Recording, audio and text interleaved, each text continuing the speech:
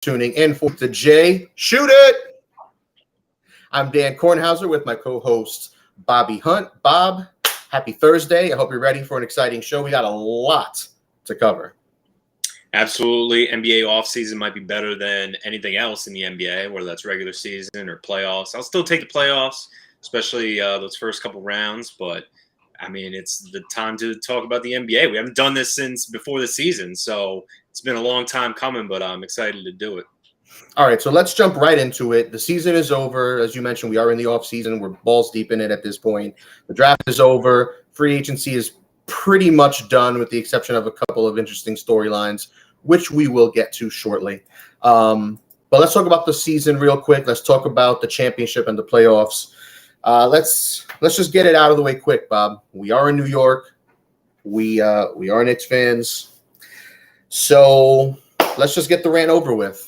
What pissed you off about the Knicks this year? What made you happy about the Knicks this year? Let's hear it. I'll start with the good because, honestly, the good outweighed the bad, in my opinion. It Did absolutely did. It did. The Okay. expectations were low. So even looking back on our predictions from before the season, last time we did this show, we all had the Knicks making the playoffs, but as a play-in team, as the 9th or 10th seed. They exceeded those expectations. Some people weren't even picking them for the playoffs, and basically we weren't. We were just having them in the play-in because there's 10 teams. 8 teams only really make the playoffs in each conference. So from that standpoint, the Knicks season was a success. And, I mean, the biggest thing that came out of it is that Jalen Brunson is a star. He should have been picked to the All-Star team, either with Julius Randle or over Julius Randle because he's clearly better than him. Randle's still a really good player, don't get me wrong, but we'll get to him in a little bit. But you saw that Jalen Brunson was an absolute steal of a signing. He's only making, between $25 and $30 million a year. That's nothing considering all the contracts we're going to get into later and that are already out there in the first place. So I think it's a steal for what they got. They got a legitimate point guard, arguably their best point guard since Clyde Frazier. He's that good. Now you just hope that they can build around him and put more pieces in place for them to go farther than the second round. But ultimately, I think mostly good things from this season. Okay, and why don't you give us some of the bad? Because you were a little more optimistic than I was this whole season, and I'm going to go in. But where do you think some of the issues lie with the Knicks at this point moving forward?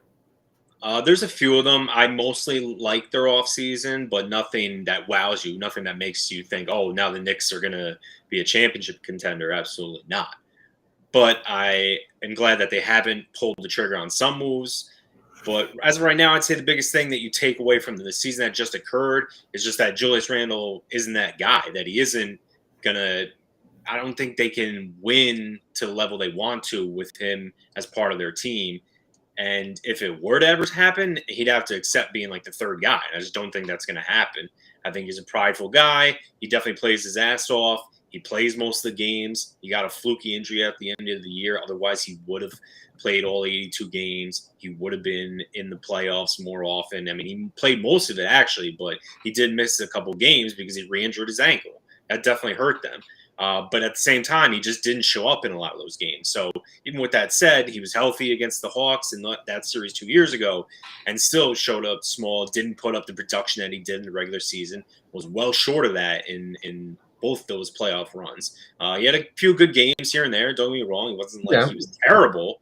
But I just don't think they're going to be able to win at the level they want to if Julius Randle is their next best player. They either need to get someone better than him to go along with Jalen Brunson, or they need to trade him.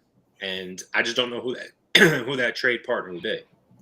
So I'm going to agree with a lot of what you said with what needs improvement. And as you see from the ticker below, I just wanted to emphasize that Randle ain't him. And it's great that he's all NBA. It's great that he's an all-star. It's awesome that Brunson looks like a legitimate piece. I don't know if he's your number one, but a solid number two, you take Brunson. But as you said, Randle's not him. Okay, he's not your number one. As much as he wants to be, as much as his stats are there, it's just not going to happen. And I'm tired of making believe that that's a thing. The problem is the Knicks are not in a good position to get any sort of value for this guy. And it doesn't matter what he's doing on the court during the regular season, because when it matters, Randall doesn't show up. Randall's not someone to be relied on in the postseason when the defenses get tougher, when the rotations get tightened. It has to be something else. But teams know that this guy's fool's gold at this point, because he's going to put up regular season stats. He's going to play 75 games every season. He's going to be there. And that's great, because in today's NBA, a lot of these guys don't like playing basketball, which blows my mind. So having a guy that's going to play 70, 75 games a season, and you know that, unless, of course, he gets injured, but even then, the man's going to want to play through it. That's worth something, and it's worth something to have a guy who's almost an automatic double-double, who can make plays out of the post passing as a big. That has value, but for whatever it is, I feel like any deal the Knicks do involving Randall is going to be something that we get 70 cents on the dollar for. And it's weird because he's going in, but he's putting up numbers. He made the All-Star team, as I mentioned. He made All-NBA, I think his third team on that list, but he's still a good player. But still, I don't know what market there really is to trade him. It doesn't, for one thing, before I get into that, it doesn't seem like they're interested at all in trading him. Like they appreciate what he's done for the Knicks. He has helped them kind of get out of the gutter in some respects. So he's been a good Knick for the most part. But obviously he has his mental lapses. He has his problems of not playing defense. He has his head case moments, honestly, where he gets so pissed off and he shoved Emmanuel quickly after one game or during one game last year. He's hot-headed at times. He gets teed up plenty of times. So that's the bigger part of the issue, is just when he loses his cool. And if he's supposed to be the leader, he can't be doing that. And arguably Jalen Brunson may have already passed him as the leader of the team now. At least I hope so. Mm-hmm. But either way, they're not going to trade Randall. So then it becomes, what are they going to do? What are they going to do next? We'll definitely dive into some of those rumors. But I think you take away mainly that Randall probably either can't be here or has to be relegated to being the third guy, which doesn't seem like he's going to want to do when he is in his prime. And as you mentioned, he's averaging a double-double during the regular season. He's 25 and 10. But again, he doesn't do that in the postseason. You mentioned it. Defenses are tighter. He puts up bad shots, doesn't play as much defense, doesn't rotate. So these are all issues that are a huge problem when he's playing 35, 40 minutes a game in the regular season and the postseason. So there's some things here and there the Knicks can do, but for the most part, I think they have a pretty good rotation, a good head coach, and they haven't made a stupid move yet, at least not a major stupid move. I think they're going nowhere. They disgust me. They're stuck in mediocrity land. Being a 4 or 5 seed is all we have to look forward to. They're not going to be a legitimate contender anytime soon. They could have been that if they gotten Donovan Mitchell. They screwed up. They got cute, and they paid the price. Because maybe having Donovan Mitchell right now, along with Brunson, along with Randall, along with Robinson at center, all these other guys, Hart, now DiVincenzo, maybe we would have been a contender for the chip. I mean, the Heat made it. The Heat, let's be honest. You know what? Let's shift gears from the Knicks to the Heat. The Heat, worst championship appearing team that I personally remember since I've started watching the NBA, and it's been over 20 years at this point that I've really gotten into the NBA since, early 2000s. So I was trying to think, what team just was totally unimpressive compared to this Heat squad this year that made the chip. Kudos to them that they made it, but they showed they didn't belong. Denver was clearly the better team. They had the better player. They had the best player in the world. They had the better team. They had the better number 2 option behind their star. I mean, they had everything going for them. And as rugged and hard-nosed defensively the Miami Heat were, Jimmy Buckets just couldn't show up, couldn't carry it. We know he can't carry it because he's not one of those kinds of guys that's going to carry it. The playoff antics are great, but let's be honest. No one ever gave the Heat a real shot, and it was gross. They didn't belong, and they lost in 5, as they should have. And I'll say 2 things about that. 2 things about that. So the Heat, yes, they were a very unimpressive finals team, but you do have to count into that they didn't have Tyler Hero. He wasn't there. I don't want to hear about one of their better players. It does matter, though, when a guy who averages 20 a game and was the sixth man of the year the previous season isn't there. So that one thing makes him less impressive. Even with him, I still think they're one of the weaker teams the last 20 years. But a guy like Hero, I don't want to hear about Hero because the Blazers are about to trade a superstar, and they don't even want that kid. They're about to lose a legitimate top 10 player in the NBA, and they are looking at the Heat and saying, you know what? We're losing 25 plus points a game, 6 plus assists, give or take a game, 3 threes a game. You know, we don't want this guy. Look, I'm not the biggest Tyler Hero fan, but I think that says more about the Blazers than it does about the Heat. All right. What, you're saying the Heat are wrong in this situation, not the team that finished like 13th? Listen, all I'm saying is I don't care about Tyler Hero not being there in the playoffs. I don't think he would have done. Regardless, I think he would have helped. Yeah, it wouldn't have made a difference in terms of who won the series. Maybe the Heat pull out one extra game, and still, regardless, I do think they still, with him, would have been one of the weaker teams to make the finals over the last 20 years. But I think that LeBron team in 07, if it wasn't for LeBron, I mean that team was, honestly, let's be blunt, they were dog shit. I mean, when Mo Williams, Sadrunas Ilgauskas are your next best players, but it's different. It's different when your best player is Jimmy Butler. They had a superstar. Butler, and when your best player is LeBron James in his prime. There's a huge difference there. Well, hey, they got swept for a lot. I mean, the Heat didn't get swept, so at least they have that going for them. But it's basically the same Heat team that was in the bubble a few years ago. I mean, the parts around it were a little different, but they didn't belong there either. Yeah, well, they didn't win. They lost in 5 games. So yeah, I think they are two of the weaker teams. But you do have to count Tyler Hero. It's not nobody. It's not like they're the 7th guy or 8th guy off the bench. He's a guy who scores 20 points. He's their 3rd best player. So sorry for mentioning Tyler Hero, but I think it does, it has to be factored in. Let's put it that way. Tyler Hero. Oh, Hero. Not a fan. So Robert Carter, before we move on to our next topic, we've covered a few things I've wanted to touch on so far. Robert Carter has been dropping some heat on the message board. So I played them already while you were chatting before. But I was going to do it again. Go IU, go Yankees. Go Steelers, and then we're talking IU stuff. So he's asking about Mike Woodson. He's asking about how IU basketball is it's all about them this year. And finally, the Lakers. Now, Robert, I want to thank you for tuning in. I want to thank you for contributing. I really want to talk about the Hoosiers. Unfortunately, I think that's more Mike Goodpaster and Steve Risley's specialty. Yes. They are the czars of college basketball knowledge. And Risley, being a former national champion at IU, would have the inside scoop I think you're looking for over there. So I don't want to sully the storied IU Hoosiers program by even attempting to talk anything Hoosiers. That is out of my realm. I don't know. Bob went to IU and graduated from IU.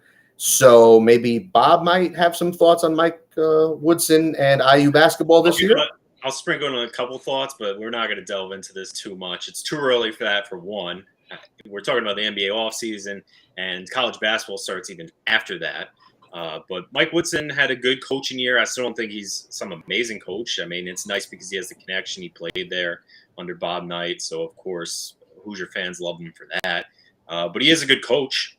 He was with the Knicks, so he's coached for 2 of my 2 basketball teams, basically, in pros in college. Yeah, he's been a decent recruiter.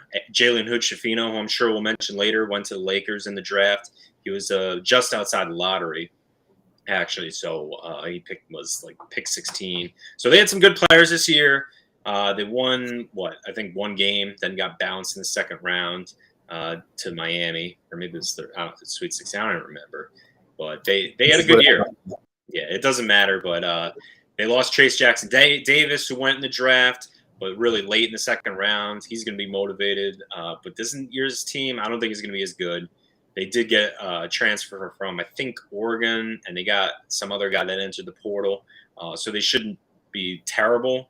But again, this is more Grizzlies and my good pastors area of expertise. I'm not as dialed in now that I'm 10 plus years removed from college, and not in Indiana anymore. So that plays a factor too. I'm not as into the college sports now as much now that I'm so far removed. But I hope they have a good year. Go IU. Go Hoosiers.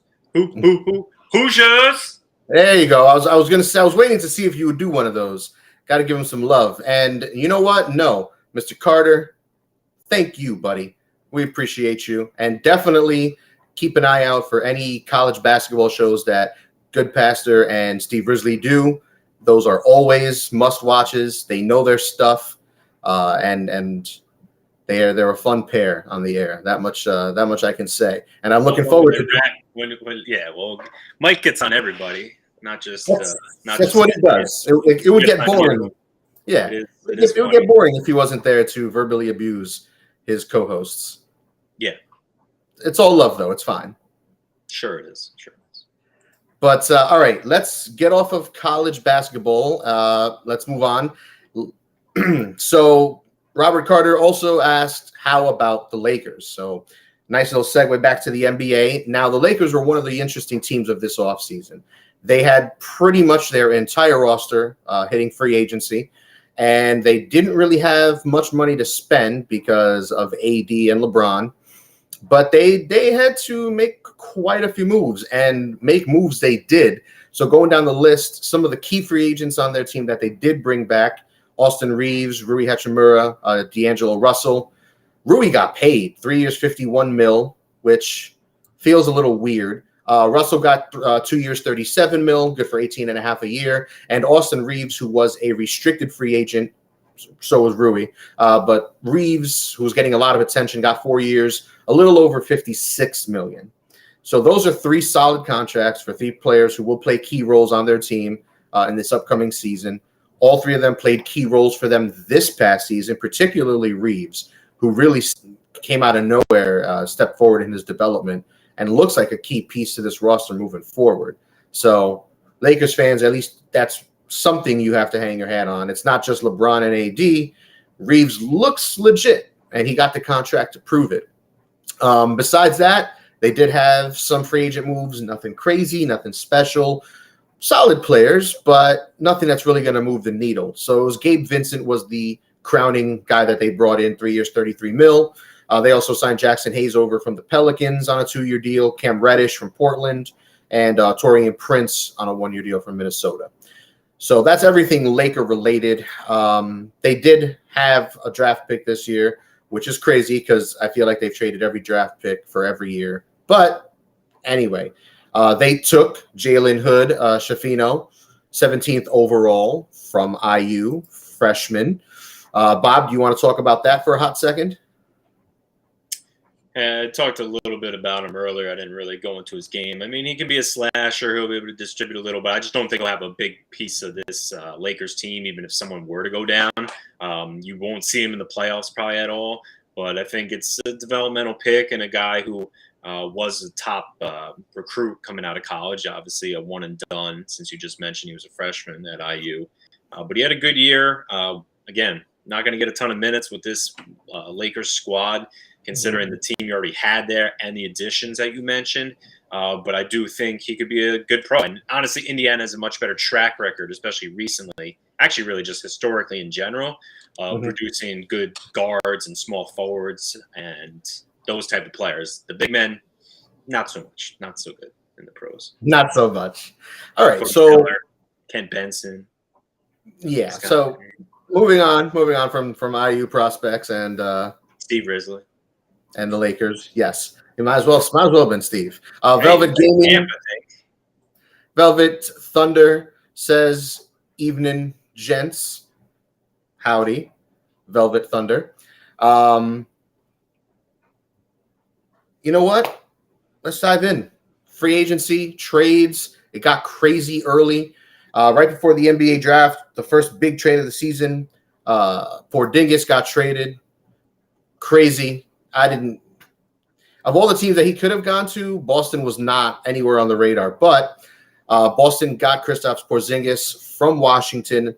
as well as a 2024 first-round pick and a nobody in a 3-team deal. Washington got Tyus Jones from Memphis, Mike Muscala, Danilo Gallinari, and a nobody from Boston.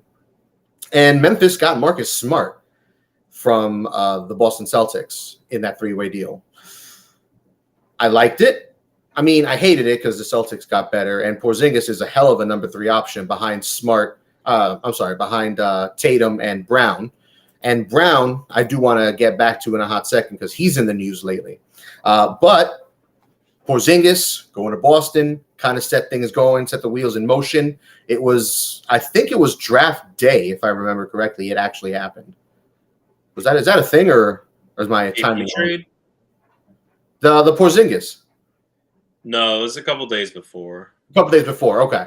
So regardless, Chris Epps to the Boston Celtics, Marcus Smart to Memphis, Tyus Jones, the biggest name going to Washington.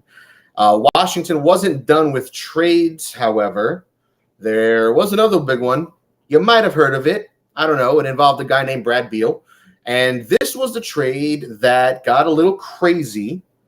It was basically Beal and 2 bench players going from Washington over to Phoenix for Chris Paul, Landry Shamet, who, by the way, I thought Landry Shamet retired and became an assistant coach.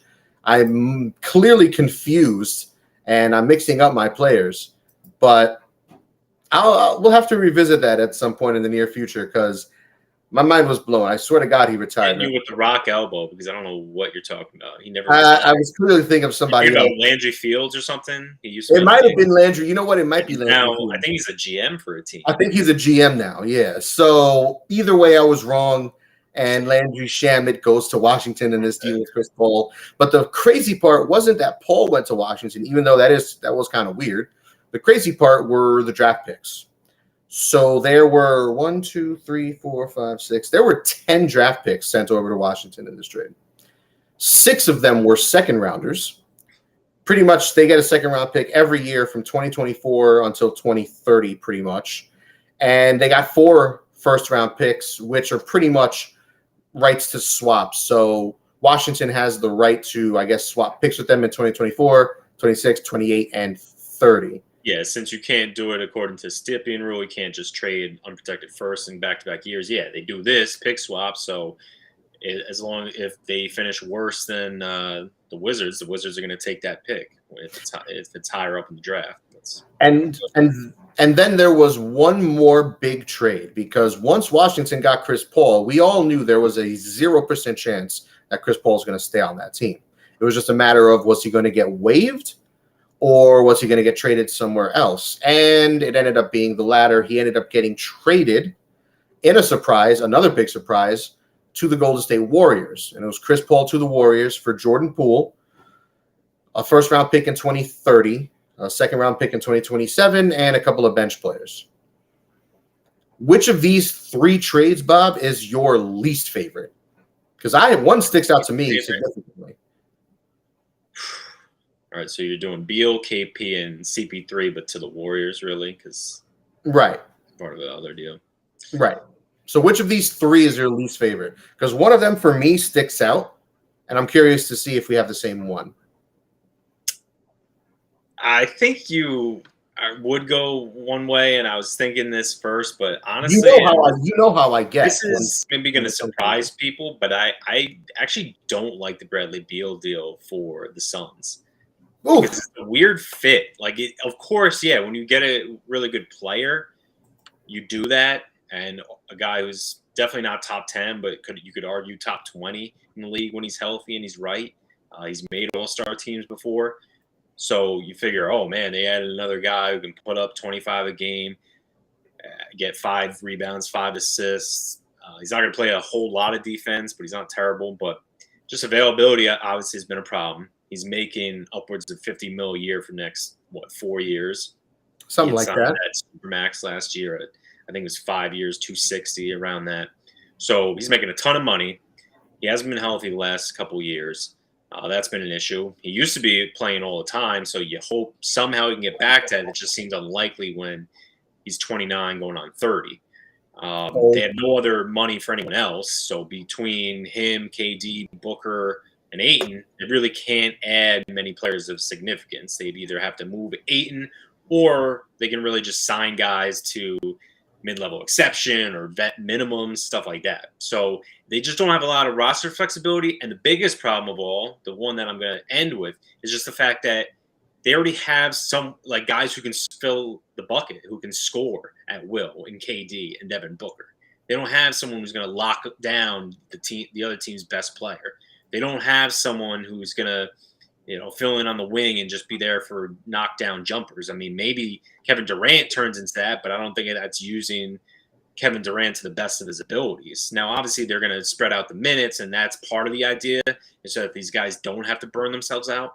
But I just don't think that now they're, a serious finals contender. I think sometimes less is more, and we've seen a lot of super teams get assembled recently that weren't able to get the job done at the end. So it probably surprises a lot of people because it's probably the biggest trade, or at least most seemingly impactful trade of the offseason. But I just don't love the Bradley Beal deal for the Suns. To that end, I'll say one thing before giving you my least favorite trade of all these is you are onto something with the Bradley Beal injury concerns, but really with this entire team. And when it comes to these super teams, aside from the Celtics, who won it 1 year, and the Heatles, who won it a couple times, none of these super teams really work. The Brooklyn Nets trio of Harden, Irving, and Durant, just between injuries, COVID drama, Kyrie drama, and Harden drama, just tons of drama over there. It didn't work out at all. The Nets were a big toe away from making the Eastern Conference Finals with just Durant a couple of years ago, and they've not gotten anywhere near that since. That didn't work out at all. Other teams trying to do it never worked out. Clippers. You got to mention the Clippers. Now, granted, they don't have a third guy that's nearly as good. They haven't had that one since Paul George and Kawhi Leonard teamed together. That's another team that people thought, oh man, they're going to be contending for finals every year, and hasn't worked out. And I don't count the Warriors because they cheated. They had Klay Thompson in his prime, who at that point was one of the best lockdown defenders in the league, as well as maybe the second best shooter in the NBA behind Curry. And they had hold on. They had Curry in their prime, Curry in his prime. They had Durant in his prime. And it just wasn't fair. You didn't have to bring them up because I get what you're talking about, like the Durant era ones. But at the same time, they were created organically. They didn't just assemble. They did add Durant, of course. News team assemble! Yeah, they did create a super team. They won 2 chips with Durant as their best player. He won the Finals MVP both seasons that they won those chips together. But it did start out organically. So it's totally different from the Heatles. It's different from KG and Paul Pierce and Ray Allen all teaming together back in 2008. It's different than the Warriors, or different than who else recently? I mean, the Cavs were pretty organic the way they assembled it. But once they got LeBron back, they traded for Love, but they drafted Kyrie. They moved other picks, but it's still not the same. But yeah, the ones we just mentioned, the Clippers and the Nets, those are the 2 most recent examples. That was the 2019 offseason, and for both of them, it didn't work out. Nets have already completely blown it up, and I think the Clippers are still moving ahead, trying to make it work. I don't blame them. They're going to try to go all in with another move, but I don't see it happening there. It hasn't worked out, and that's part of why I don't love the Suns trade. My least favorite of these 3, the CP3 trade. I think it's obvious for several reasons. Aside from the injury concerns that Chris Paul has had the last few years, his age is a concern. His role on the team is a question because, yes, this is an aging Warriors squad, but they theoretically already have Curry at the 1 and Klay at the 2. And to that end, just looking at the Warriors end of it, where does Chris Paul fit in? Because he's not starting at the 1, obviously. You're not going to have some midget backcourt of him and Chris Paul and Curry together. That's just not going to work at all. Because Chris Paul, he's been a lockdown defender for most of his career, but he ain't that at this age. He's not locking anybody down anymore. So the defense is a question with that pairing. So that ain't happening.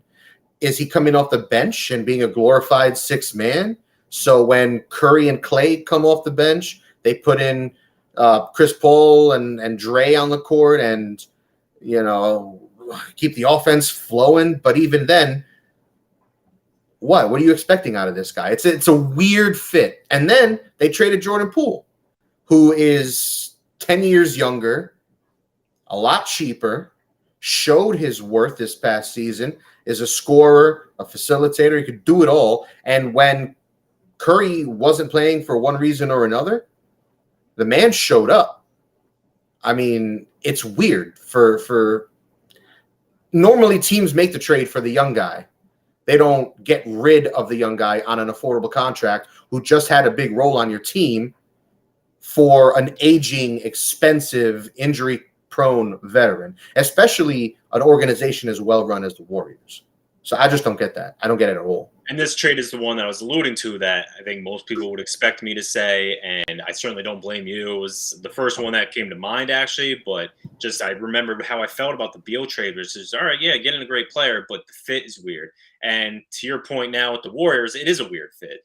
You mentioned the guards they have. It's an aging roster. You can't count on Chris Paul to be playing the entire season.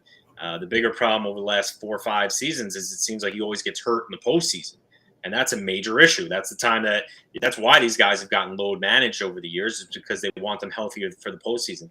But guess what? The guy's injury prone. It's just going to happen. So we see Kawhi Leonard. They load managed him all year. He gets hurt in the postseason. He's done for this postseason. He's out. It sucks, but it's the reality. So with Chris Paul, I get it. I get why you don't like this trade. I don't love it either. I think all they think is that, hey, we're not going to get many other better players. We are getting a future Hall of Famer, guy who still has some left in the tank. He's shown that he can still be productive. But, yeah, you're obviously not getting prime CP3, and they know that. But Chris Paul at least does have that veteran presence. You're not going to have to worry about him. Obviously, he was with other vets. They did have to worry about that with Jordan Poole. They probably don't trade a young player who's only, 23 or 24, just got paid this last offseason, if he doesn't have that fight with Draymond Green before the season. They got into that altercation. Draymond Green punched him. He was away from the team for a while, and that caused friction. Now, I'm not going to use an excuse as to why they got eliminated. Like, I think they mentioned shortly after their postseason run ended in LA against the Lakers. They lost in 6 games, but I think the Lakers were better at that point. They were healthier and playing well together, and they did make good pickups at the deadline. So the Warriors just don't have much flexibility. But you also have to mention that Bob Myers is no longer their GM. What do you do? Step down or retire, whatever it might have been. He did that about a month or so ago. So they have new, same ownership, but new leadership in the front office at GM. So maybe they figure, look, let's just go all in with these vets. We don't have to worry about them fighting each other or anything like that. Let's just go all in, and hopefully we win. If we don't, they'll probably all be retired, or their contracts will be expiring all at the same time.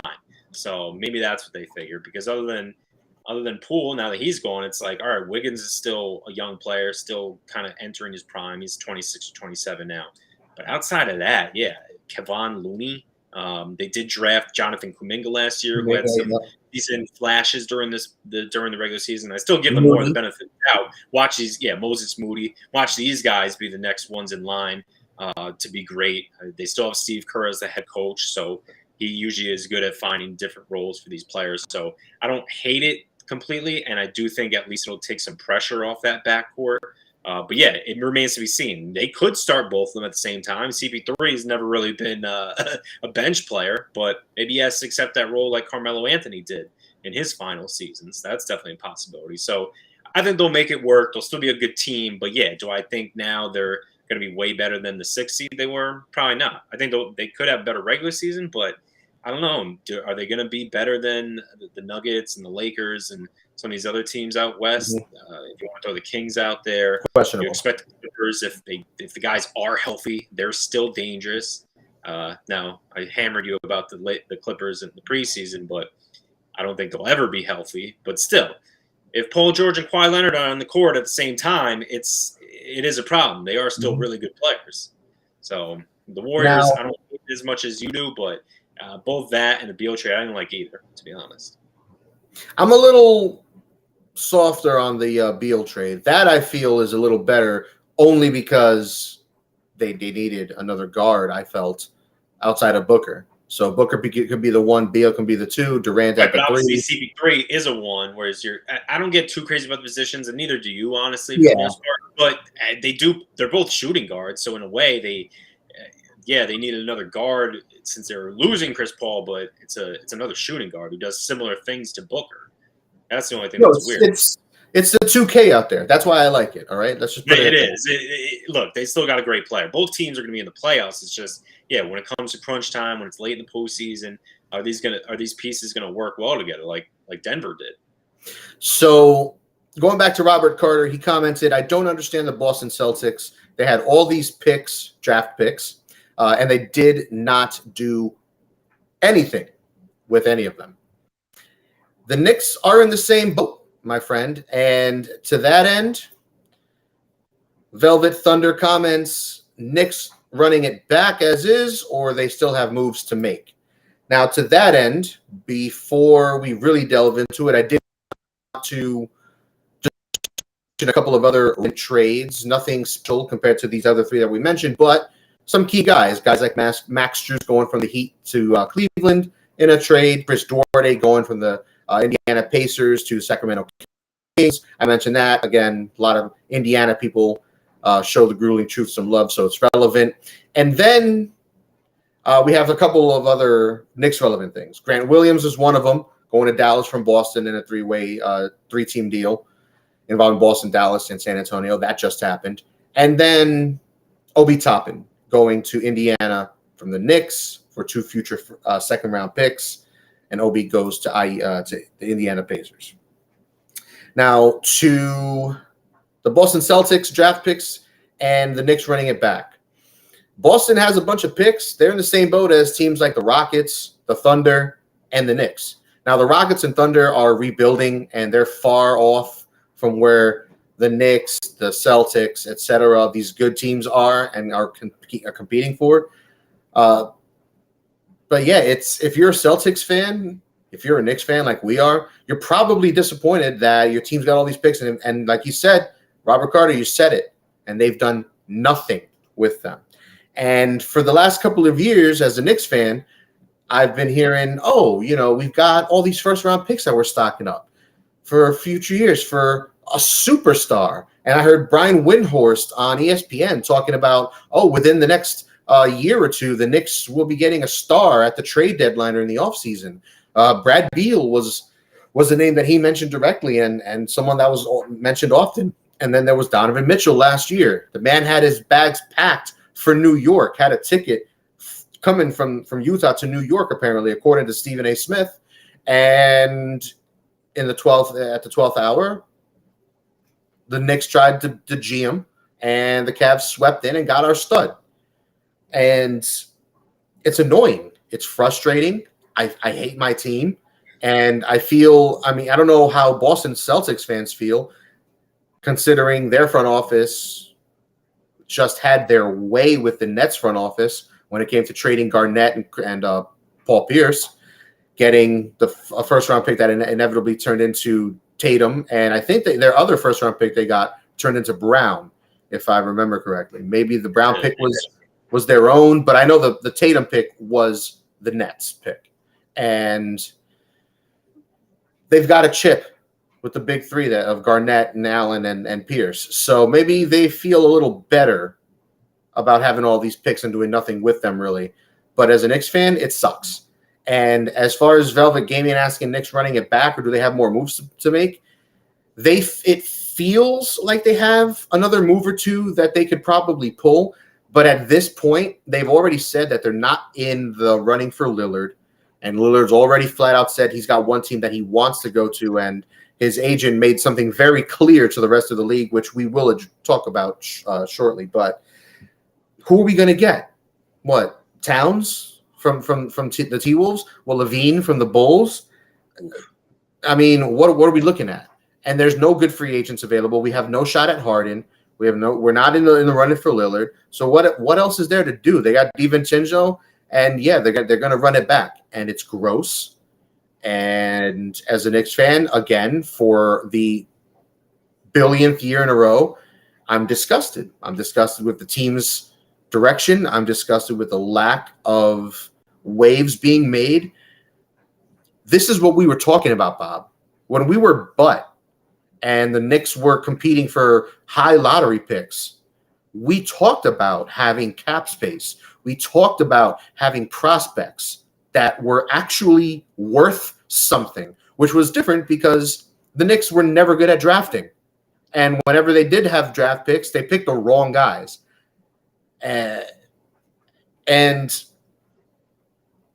what do we have to show for it? What, Julius Randle?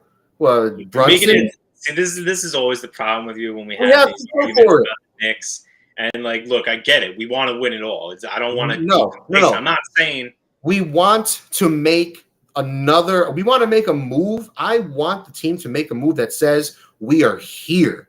We are serious about competing. We're not just going through the motions of, oh, it's a process. This is New York, bro. This ain't Philadelphia. We ain't doing the process for 8 years.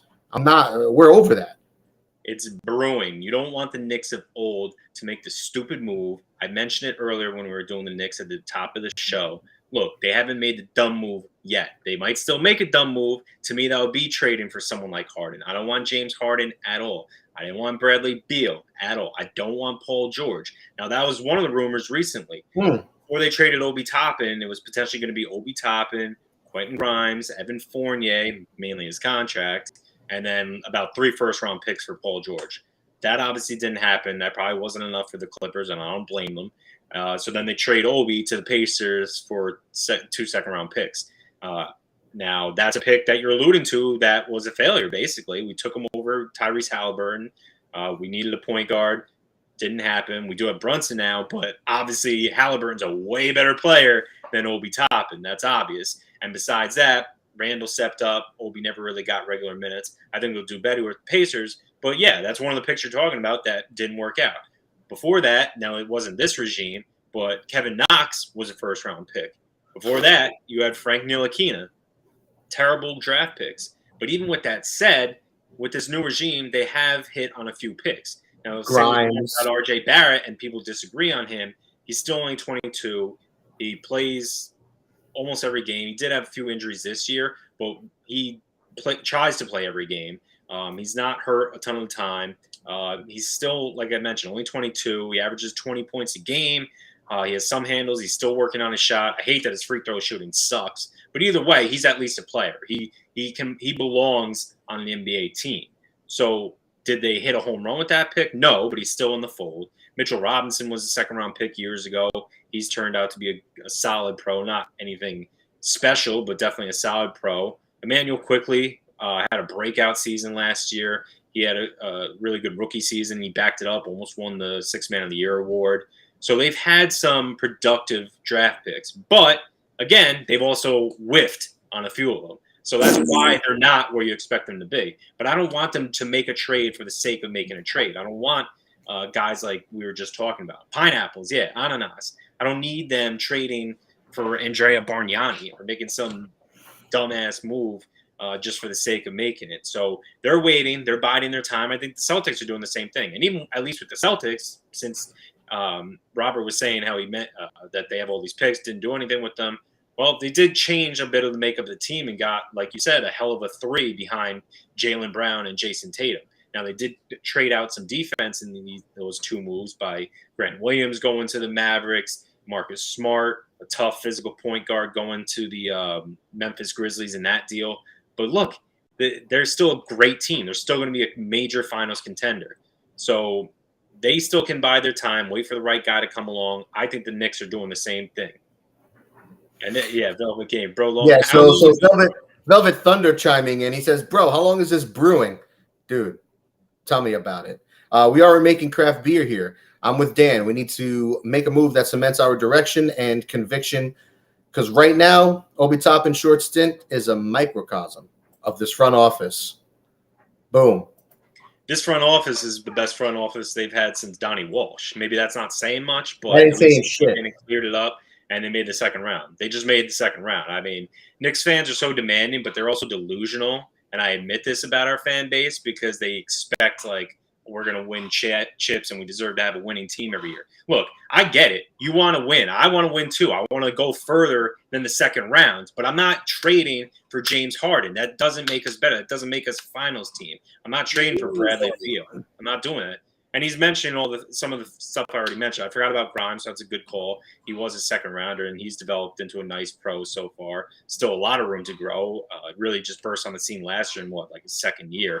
But yeah, Kevin Knox over Mikal Bridges, obviously a bad one. And we can go all down the list over these. We can go back to Jordan Hill over DeMar DeRozan back in the day, and one pick after Stephen Curry if we want. So yeah, it's been a bunch of bad picks, but that's not entirely this front office. They've had a mix of good ones and obviously bad ones. But for the most part, they've been building towards something. Yeah, do we need to see another star come in here? Absolutely. I 100% agree. I just want the right guy. I would love for them to get Lillard, but obviously he's not coming here. That's not realistic. I want a legit star. So if it's not Lillard, I save that for the trade deadline or next offseason and get the right player that fits with this team. I don't want it to be Paul George, who's always hurt. Can't count on him. No. He's 33, aging.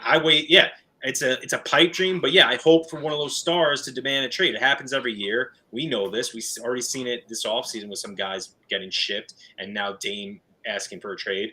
Will it be Doncic? Will it be Giannis? Will it be Embiid? Yeah, of course we're doubtful. We're negative, pessimistic Knicks fans. But yeah, I honestly would rather save the picks, wait for someone like that to come along, than just give it away for an aging James Harden past his prime, Paul George past his prime. Still really good players, but making way too much money and just not reliable. All right, I'm done with the Knicks. Team sucks. Yeah, team sucks. So we talk a lot about trades and rumors and all that other stuff. We're up against the clock. I didn't want to go more than 45 minutes, and we're already at. You let them get us back on the Knicks, and this is what happens every time. It's fine. It's fine. This is what happens. This is what we're here for.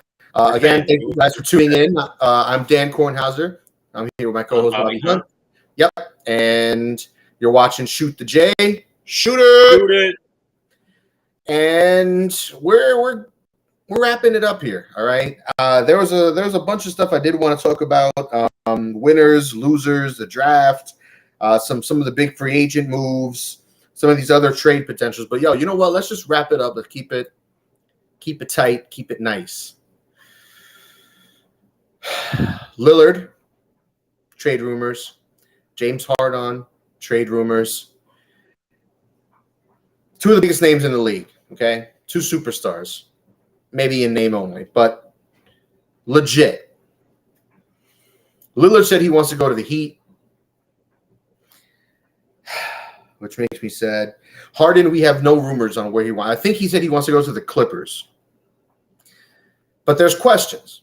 What do the Clippers have to offer that Philly could possibly want? What the hell does Miami have to offer that Portland wants, especially considering Portland already came out and said, as I said earlier, that they don't want Tyler Hero. So what are they offering? A bunch of random first-round picks are going to be in the late 20s, and Duncan Robinson and a half-eaten bacon, egg, and cheese that's cold for a top 10 player? What are we talking about? That's what they're hoping for. Awful. It is awful. And even though we were talking about it, neither of us love Tyler Hero. I defended him a little more than you did. But he logically makes sense as a centerpiece. He's already getting paid. It helps with matching the salaries. I think the Blazers really like Caleb Martin, so maybe that's a guy that they want. Martin's untouchable, by the way. Yeah, which obviously makes no sense. I don't care what Dame wants. So they're going to be at an impasse for a while. This deal's not getting done anytime soon. I've been mentioning it when me, you, and Greg talk about it in our chats. Look, last year Kevin Durant demanded a trade at the same time, June 30th of last offseason. He didn't get his wish. It didn't happen until the trade deadline during the season. So they didn't find a suitor at that point. They were still trying to win it all. Now, granted, the Blazers are in a totally different situation. They're not coming off being a playoff team, being in the mix. They were, 13th or 14th in the West. They deserve to get something of equal value for Dame. Rarely does that ever happen. So you're really probably not going to get equal value for Dame. It rarely ever happens that you get great value for the superstar player, especially one that's as important to Portland as Damian Lillard has been for, 13 years now. He's been a huge part of them. He's arguably their best player in franchise history, maybe just right below Clyde Drexler if you want to argue about it. But either way, he's been their franchise for over a decade. They're going to need better than that. They're not just trading him to Miami because Dame wants it. Like, yes, they're going to be willing to help him out. Yes, they want to send him somewhere where he'll be happy and productive, but they're also not going to cave and just be like, all right, we're going to take a steaming hot pile of shit for you. That doesn't make any sense. That's what I'm saying. We need picks. We need someone. And again, if they don't like Hero, then yeah, that is a big problem. They probably do need to get a third team involved. But yeah, I don't know who that guy's going to be. If the Clippers are involved, they don't have any young, great player on that team that you're going to get excited about for Dame. It just right now they either need to just stop talking, pick it up in a while if they turn out to like Hero, or they're going to have to just say, Dame, look, you're going to play with us. Well, if a trade comes along that makes sense for us, great. But dude, we're not just trading you for nothing. And Marcus Carter, thanks for tuning in. His first one said, hey, big guys, bless us all. We are it. Smile. Yeah. And his second comment on Facebook, Marcus Carter says, Portland is going to want a lion's share, as they should. And if I'm them, honestly, if Detroit, for example, is the one that gives me the best offer, they give me Jaden Ivey and some first-round picks or something, you jump on that. You run to the phone and you accept that. You call those people back and say, I want that. Because honestly, I like Dame, and he's done right by Portland the last few years by committing to them, by being very, very clear in an era where players use social media and whatever to their advantage to negotiate new contracts, to negotiate trades to teams and destinations that they want to go to. He's done all the right things. He's come out publicly numerous times declaring his allegiance to the Portland Trail Blazers, to the city of Portland.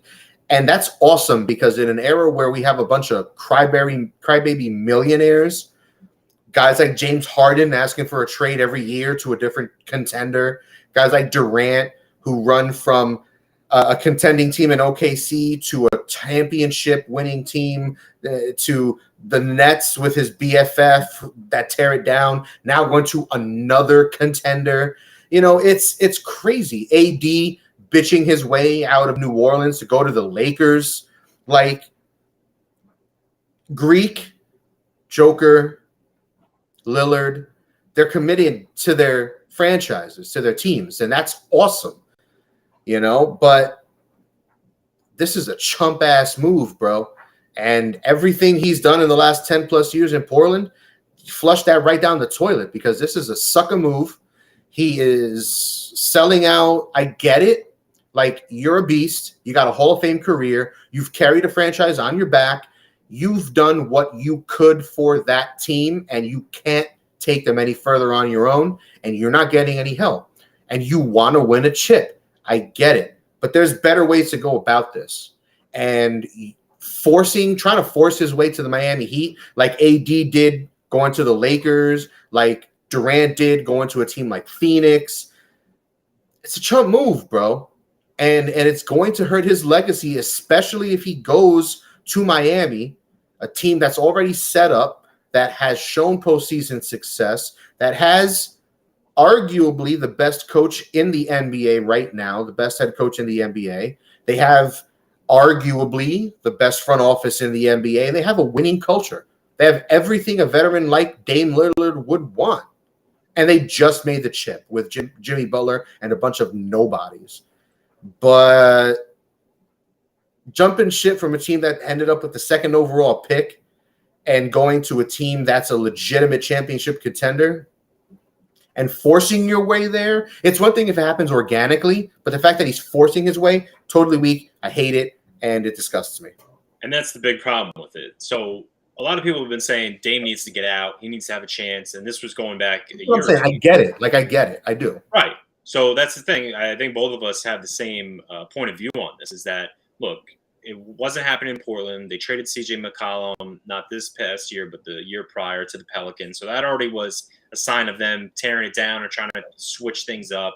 They bring in Jeremy Grant with a trade and solid piece, but again, nothing that's going to excite you or get you very far. They didn't make the playoffs this year. And that's another thing.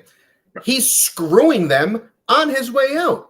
Not only is he handcuffing them by saying, I only want to go to the Miami Heat, his agent is also doing them absolutely no favors by coming out publicly and saying that if his client, Dame, gets traded to anybody but the Miami Heat, the team that acquires him is going to get a very unhappy player. Yeah. And this is the whole, and this is our whole issue with it. Look, we totally acknowledge he kind of, in a way, needed to get out if he was going to make a serious run at a championship. So it did at the point become, all right, he needs to ask for a trade, which is fine. Players do it. Sometimes it happens on its own.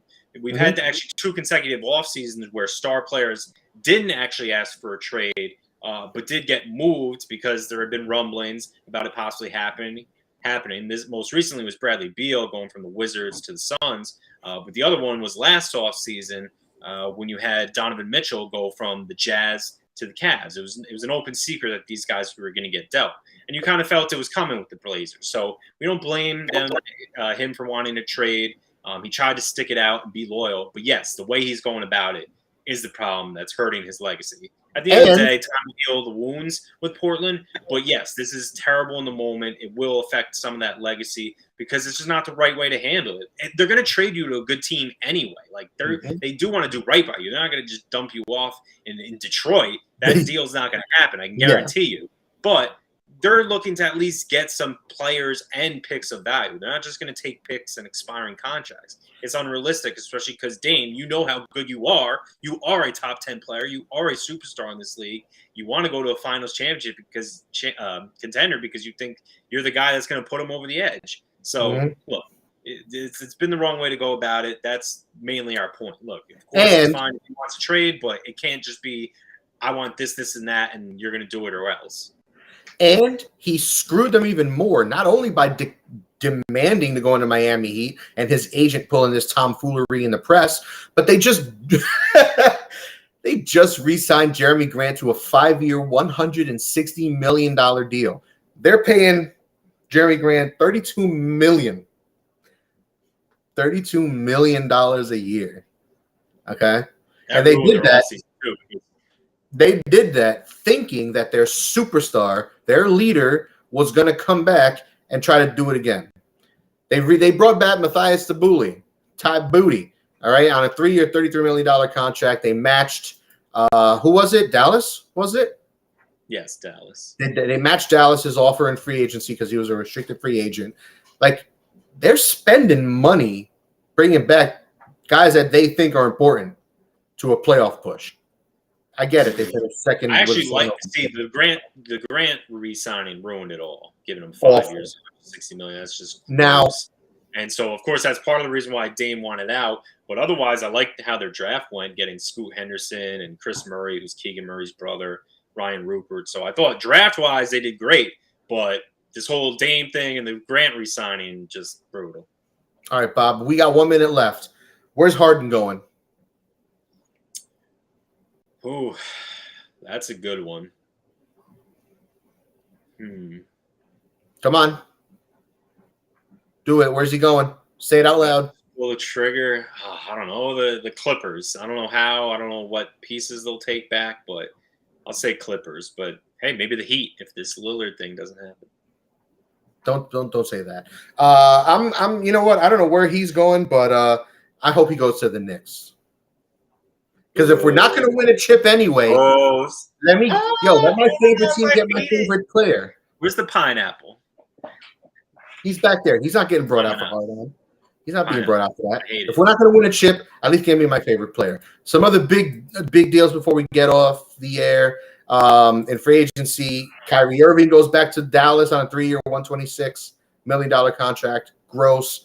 Fred VanVleet got paid. He goes to the Rockets on a 3-year, $129 million deal. Also disgusting. Kyle Kuzma back to Washington. Cam Johnson back to the Nets. Jay back to Golden State. I mean, honestly, guys, this free agent period is ugly. Just a ton of re-signings. That's what I said. You know what? Everyone went back. Some role players moved, but most of it was through trades. But yeah, Fun. Fred VanVleet was probably the biggest new signing to a team. And a fun signing just for those fans, the viewers who are in Indiana or in the surrounding area. The Pacers signed Bruce Brown, so they got Obi Toppin from the Knicks. They bring in Bruce Brown in free agency, who Bruce Brown coming over from Denver, had a great season for the Nuggets, had a great postseason for the Nuggets. He could be a legitimate piece for the Pacers on the wing. And I will say they could be a sneaky good team next year. Not East contender, but definitely a team that could get into playoffs. Yeah, dude, they're bringing back Halliburton on a big contract. Yeah, they're Miles Turner in the fold, Benedict Turner is getting better each year. So yeah, I like the Pacers' moves. Nothing major, but they're getting incrementally better. They're in good shape. All right, so with that, I want to thank you guys for tuning in for another edition of Shoot the J. Shoot it! Shoot, baby. That's what we do. I am Dan Kornhauser, and my host, Bobby Hunt. There it is. Thank you guys for tuning in. Give us a follow on Facebook, on Instagram, on Twitter, on IG and Twitter. We are at DB, D as in Dan, B as in Bob, Talking Sports. I handle the Twitter. Bob handles the IG. Hop in those DMs. Ask us questions. If you have any topics you want us to discuss, let me know. We are Mike Goodpaster, myself, are going to be doing NFL weekly shows popping up soon. Keep an eye out for that, probably on Wednesdays. Once the season starts, we'll be doing our weekly pick'em show with Risley and Goodpaster. It's great. Bob, you are. Do you want to give any? Do you want to give them? Do we have to do anything else? Twitter or anything? Any other handles? Any other topics? Anything like that you want to just throw out there? I don't think there's anything else to cover. We pretty much did a lot in that 1 hour. Didn't get to necessarily everything, but I think you kind of get an idea of what we liked, what we didn't like so far in the off season, and we got to a lot of teams. So we did. I had to put out there. And we'll be back. Hashtag the boys are back. So for Bobby Hunt, I'm Dan Kornhauser. Thank you guys for tuning in to the Shoot the J on the Grueling Truth Sports Network, where the legends speak.